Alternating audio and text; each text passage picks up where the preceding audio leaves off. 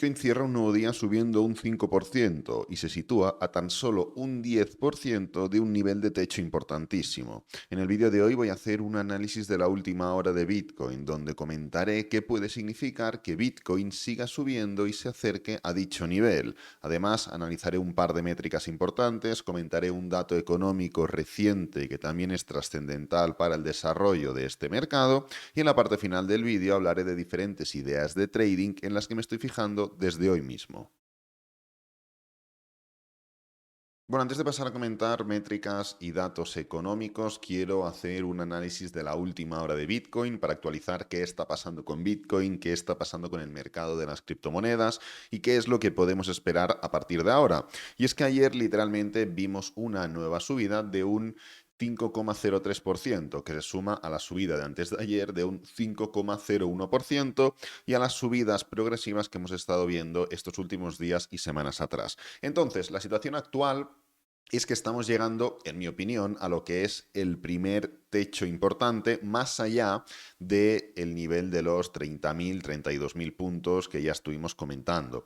Bitcoin demostró fuerza en el momento en el que, pese al primer rechazo y pese al segundo rechazo en forma de doble techo, no rompió esta zona. En este punto de aquí estuvimos comentando que esto significaba un movimiento alcista y hasta que no vimos esta clara ruptura ascendente, pensábamos que, sin ninguna duda, podía significar, o punto número uno, una estructura de, vamos a enseñarlo, impulso, pullback y continuación hasta por lo menos los mínimos recientes para testearlos, o punto número dos, una estructura de rango, ¿no? Evidentemente, en el momento en el que vimos esta fuerza tan ascendente, pudimos entender que lo que esperaba en el precio de Bitcoin era ruptura y continuación alcista, dejando atrás estos niveles. En mi opinión, en la zona donde estuvo desacelerando respecto a los 37.000 puntos no teníamos ningún nivel de resistencia clave. Sí que es cierto que al final, cuando has caído durante tanto tiempo y has formado diferentes impulsos y pullbacks, todo te puede parecer una resistencia cuando estás subiendo. Pero hay que saber discernir entre lo que realmente es una resistencia, con lo cual el precio puede ver un rechazo claro, o lo que simplemente es la volatilidad previa al movimiento anterior, en este caso una caída, ¿no? Del mismo modo que cuando estás formando un movimiento bajista, pues te enfrentas a los distintos pullbacks que has visto hasta entonces en el movimiento impulsivo.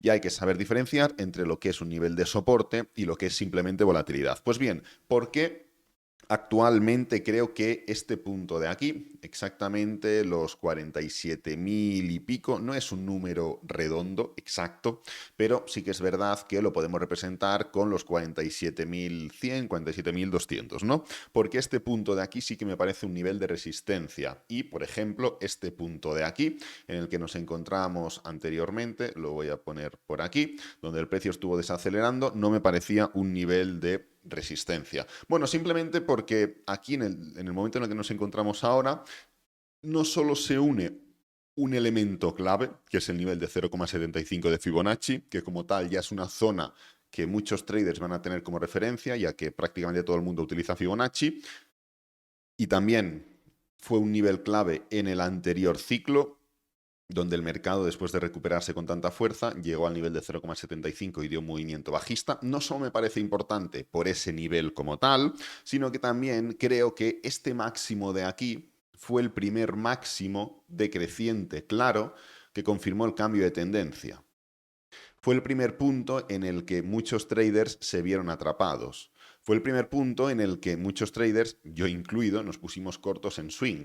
Yo cerré mi posición en esta zona de aquí aproximadamente, cuando estuvo toda esta caída de junio y julio del 2022, lo podéis ver en los vídeos de YouTube de entonces, pero estoy seguro que muchas personas mantienen stops y mantienen niveles por encima de esta zona. En cambio, no considero ni consideraba en su momento que estuviera sucediendo lo mismo con este punto de aquí, con el nivel de los 36.000, 37.000. Además, es importante entender que estos niveles de soporte y de resistencia tienen que tomarse por cuerpo o por sombra. No puedes, vale, aquí me gusta el cuerpo, aquí tengo en cuenta la sombra, aquí tengo en cuenta una cosa, aquí tengo en cuenta otra cosa. No, o se coge el cuerpo o se coge la sombra, porque es lo eficiente. Pues en este punto de aquí tenemos en este toque medio sombra, en este toque medio cuerpo, aquí sombra, aquí cuerpo. Es decir, la zona horizontal que podía significar un nivel de resistencia no estaba trazada de forma eficiente, con lo cual el precio sí que es cierto que desaceleró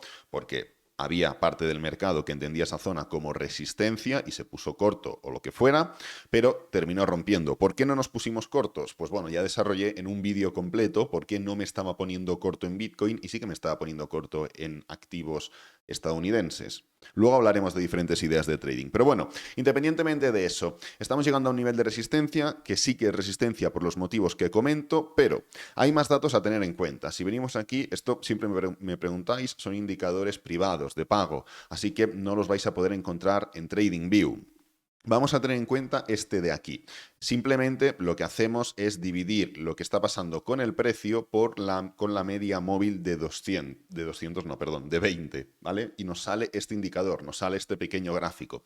Pues bien, actualmente, en el punto exacto en el que nos encontramos ahora, si trazamos una línea horizontal y trazamos líneas verticales para ver qué sucedió con el precio en los mismos niveles en los que nos encontramos ahora, podremos ver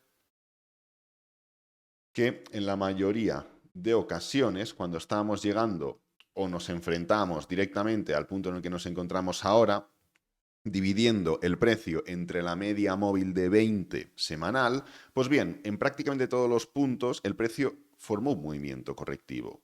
No fue inmediato, es cierto, pero es que ya sabemos y ya hemos determinado y analizado y sobreanalizado que este tipo de señales no tienen un efecto inmediato. Simplemente alertan de lo que está sucediendo.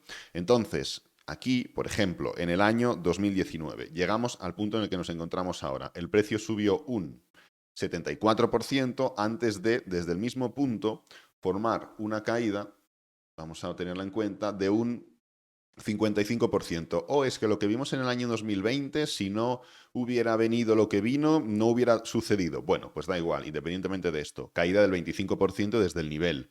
Pero oye, antes de formar esta caída del año 2020, también nos acercamos a ese nivel. Fijaros, en ese punto estuvimos muy cerca del nivel en el que nos encontramos ahora, que es la franja de color amarillo, la línea horizontal. Aquí también, en el año 2020, agosto, llegamos al nivel y el precio cayó un 16% y luego continuó. En noviembre sí que es cierto que fue el único punto en el que literalmente no pasó nada. Llegamos a ese nivel y el precio siguió. Es más, llegamos hasta niveles de sobrecompra, entre comillas, muy superiores y el precio prácticamente ni se inmutó. Y así sucesivamente, ¿no? Entonces, de entrada, primera métrica, estamos llegando a una zona muy determinante donde hemos vivido en otras situaciones movimientos de caída. ¿Puede significar que independientemente de esto el precio de Bitcoin aún dé un último coletazo hasta el nivel de resistencia previo a ese movimiento a la baja? Sí, ¿por qué no? Es decir, yo no sé lo que va a pasar, lo único que sé es que cada vez es más probable que se forme ese movimiento en forma de pullback. Pero es que no es solo esto, hay más datos importantes que tenemos que tener presentes. Y este de aquí yo creo que es trascendental, los niveles de riesgo por colores. Entonces, si nos fijamos, ahora estamos en una especie de color anaranjado, con lo cual ocultamos todos y ponemos el color anaranjado, este no es, en el que nos encontramos, vamos a ver, ahora mismo, que es este color de aquí. Fijaros, nos encontramos ahora mismo, aquí lo tenemos, en ese color naranja, ¿vale? Perfecto. ¿Qué representa este color o en qué otras tesituras hemos visto este mismo color?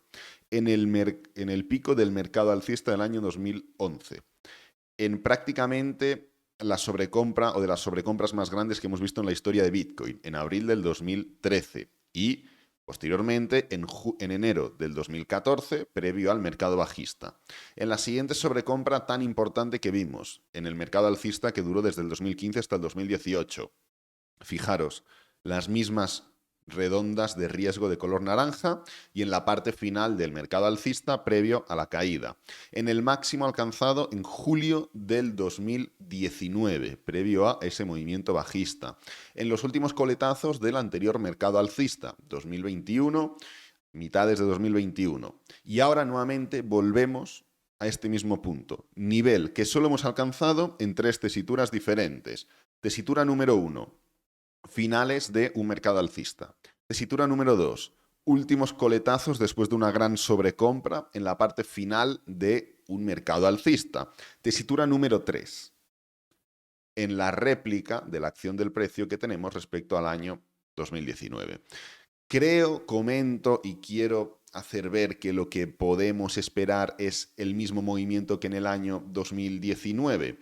Yo creo que han cambiado bastante las cosas porque en el año 2019 lo hemos comparado mucho, la acción del precio, porque no solo en cuanto a acción del precio, sino también en cuanto a contexto, año pre-halving, también en cuanto a un poco la tesitura que hemos ido viendo poquito a poco.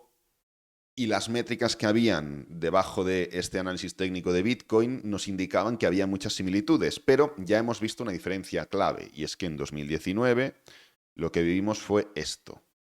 En 2022, 2023, sobre todo, lo que hemos vivido es 2022 esto, 2023 esto, y ahora estamos nuevamente 2023, 2024. Esto es una acción del precio natural, un impulso, un movimiento correctivo y una continuación. Aquí no hubo ningún movimiento correctivo. El movimiento correctivo lo estuvimos haciendo así, en forma de canal. No es lo mismo corregir en tiempo que corregir en precio. Aquí estuvimos corrigiendo en precio. ¿Por qué? Pues porque se estuvo formando una especie de bandera, canal, llamadlo como queráis, me da igual. Pero previo a lo que vivimos en el año 2020, que es esto de aquí, el precio estaba rompiendo. Hay métricas que nos indican que podíamos haber vivido algo no similar, pero una especie de caída. Sí, pero podía significar solo un pullback para seguir subiendo. Eso no lo sabemos ni lo sabremos nunca, ¿no?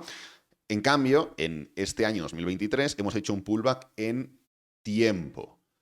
Evidentemente, estamos hablando de pullbacks semanales, con lo cual, pese a que el pullback haya sido en tiempo, hemos caído un 18%. En una ocasión no, en dos ocasiones.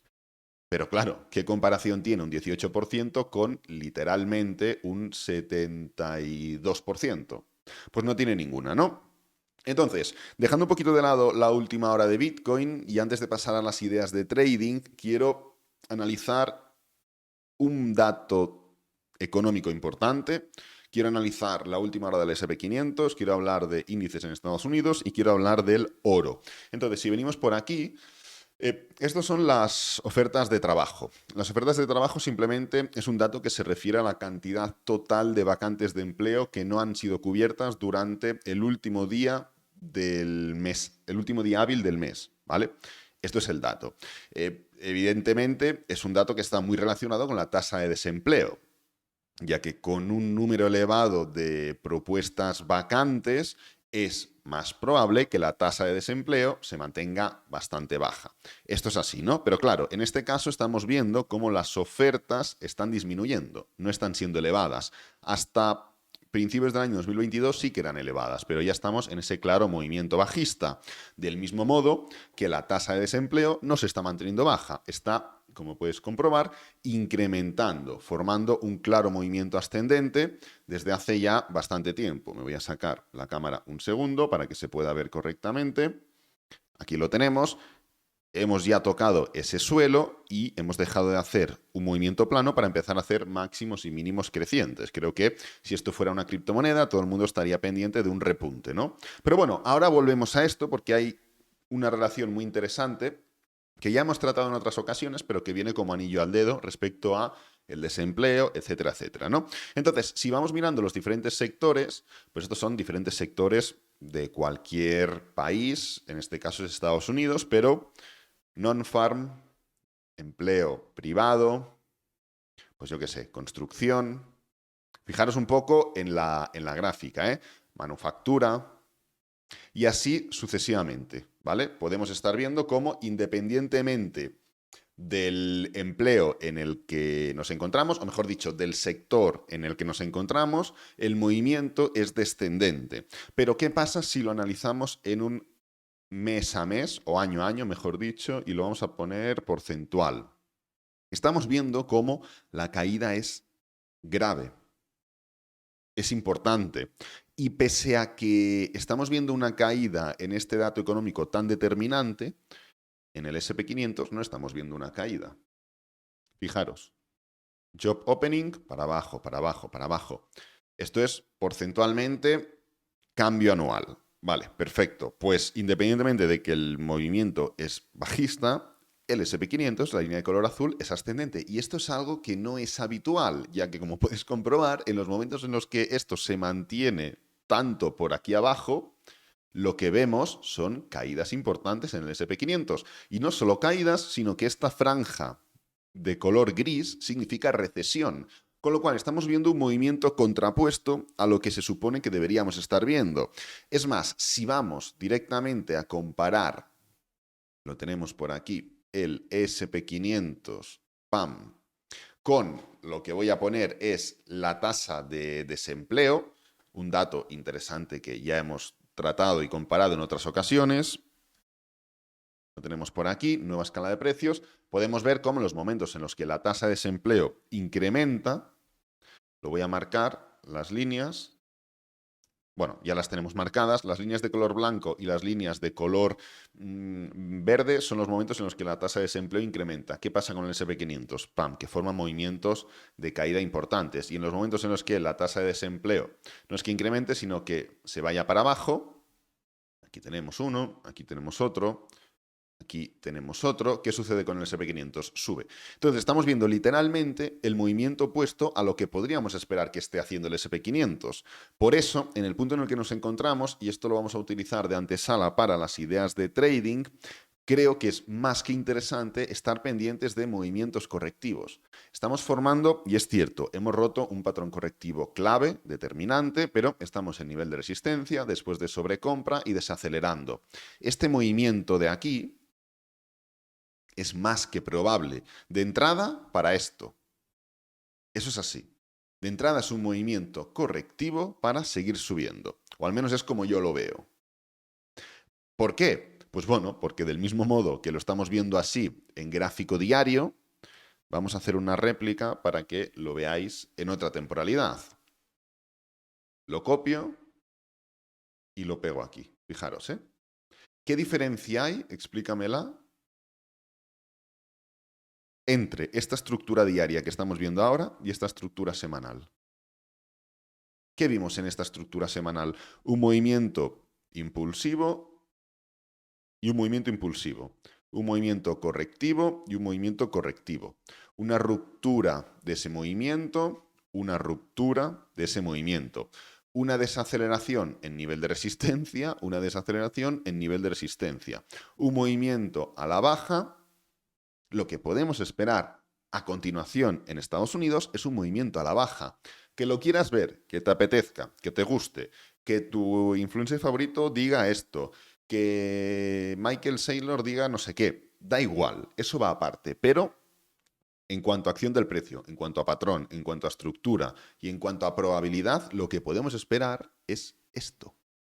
Porque la estructura es literalmente la misma en gráfico diario que en gráfico semanal. Y como digo, de entrada sería un movimiento para hacer esto, que es lo mismo que podemos esperar de entrada. Pero ¿qué pasa? Que habría que analizar cómo llegamos a ciertos niveles, cómo llegamos a estos máximos diarios de aquí, cómo analizamos el momento en el que llegamos a estos mínimos semanales de aquí, cómo llegan las velas, aquí llego de forma desacelerada y formo una envolvente alcista, cómo llegarían aquí, es decir, luego hay que analizar muchas cosas para poder concluir en base a las probabilidades, nuevamente, que lo probable después de esto es esto, y no esto, que tampoco lo sabemos.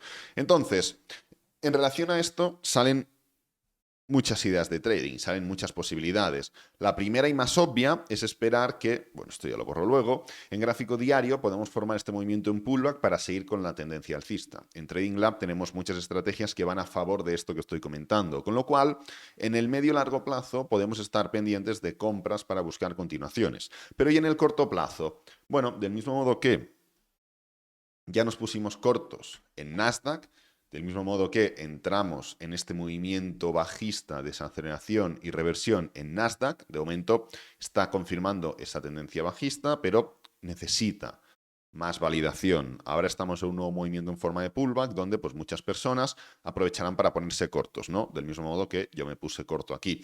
Pues hay otras oportunidades y hay otros parámetros que podemos seguir. El primero de ellos, como he comentado, es esperar y buscar las acciones en Estados Unidos de mejor calidad y que nos puedan dar este movimiento en gráfico diario.